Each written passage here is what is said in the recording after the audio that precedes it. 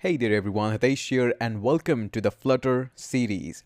I'm super excited and super pumped up to get started with this series. This is the series which I wanted to build up for so long, and finally we got the time that we can design a series on this. Everything is now on the track. So let's get started and talk about Flutter. Now there are very few chances, very less chances that you're coming up into this course and you don't know what Flutter is.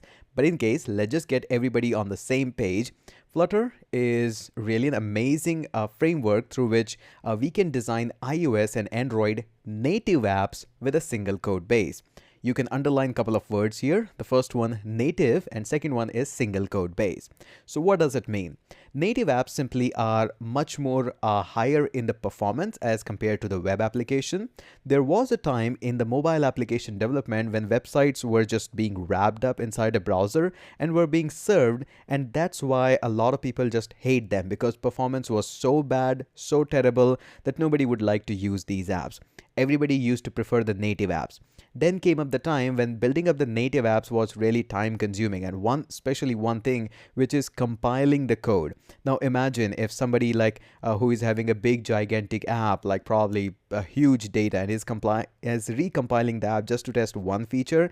It is a lot of time consuming. You can even order a coffee, or you can just go to a coffee shop and can come back. This is so much time confusing. The reply was that we are going to introduce something known as hot reloading. Just like on the web page, you write some HTML code and just save that and just reloads. Similarly, the same technology was introduced in the mobile apps as well. You can just hit a button on your code base, just save it, hit a button, and your app will be reloaded. And again, these are all native apps. That means you can take advantage of all the camera APIs, sound APIs, or whatever the phone features are available to any other code. It's available to us. Another important understanding point is the single code base. That means we don't have to write separate code for iOS, separate for Android. You can just write one code, and that single code will be shipped to iOS and to Android, and you can publish separate apps with that. So again, I'm not talking about any competitor of Flutter. Surely there is React Native and a couple of others as well, but we are not here to talk about them. Here our single goal is to understand Flutter and to master it. So one very important thing before we move further is the official website of the Flutter.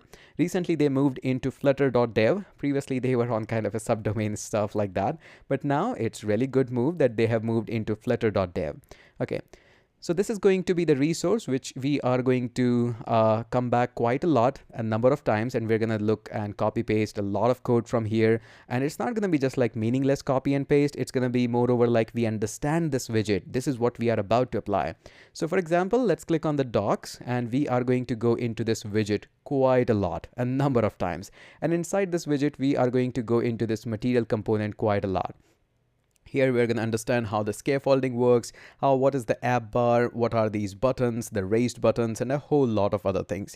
We're going to understand them, and then we are going to bring these components into our application, we'll modify them, and we are going to have so much of the fun with this. Now let's move forward and talk about what are the Flutter things and what we should know about the Flutter further.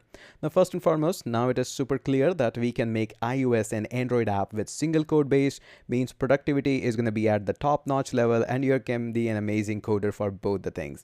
For especially the freelancer, it is an amazing thing. You can deliver apps for your clients for both Android and iOS, yet you can increase your revenue by 200%. That's a big scale. The programming language that we are going to use for this entire course is going to be Dart programming language. Now Dart shares its syntax with a variety of programming language. So although it's really amazing if you are coming up from either JavaScript or C or Java or Swift, any other programming language, it is pretty ordinary to pick up its syntax like pretty easily. Everybody usually does that. But in case you still want to go and full-fledged in-depth knowledge about the Dart, I do have a separate course on that. You can try it out, but again, I would say usually people just pick it up on the go, so no such big deal. If you have programming experience in any language, you will be fine with that. Again, some syntax will be here and there, and I will mention that, but again, in case you want to go more in depth, I do have a separate course on that. Okay. Now moving further, one of the greatest advantage with the Flutter is that we don't have to use ton of tools. The tool usage is at minimum. So what we are going to be using in this entire course, the first and foremost is going to be the VS Code. Now I highly recommend to use VS Code for this particular course. I know you might be a fan of Sublime Text or Atom or any other code editor, but the support of Flutter with VS Code is just ridiculous.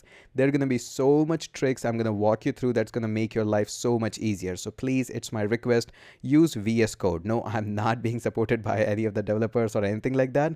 I think this is a good choice for this course. Another thing that we are going to use is obviously Flutter. Flutter installation is ridiculously easy. Just download a package, set its path, and that's it. I'm going to walk you through that as well, but that's going to be next requirement. And the final requirement is going to be either a virtual device or a real device. So here are your couple of options. First and foremost, you can just use inbuilt virtual devices. If you're on the iOS, you can use iOS simulators, or if you're on the Android, you can install Android Studio and create a virtual device. That's also fine. Or you can just plug in wire and can use your real device as well. Both of the things are absolutely fine. There is no big deal with that. All of your code is going to work absolutely seamless with both Android and iOS devices. So these are the all things that we need. Now in the next video, we're going to look through into the installation process and all those fun that we can start with the Flutter. So that's your quick introduction about the Flutter. Now let's get started and write some code.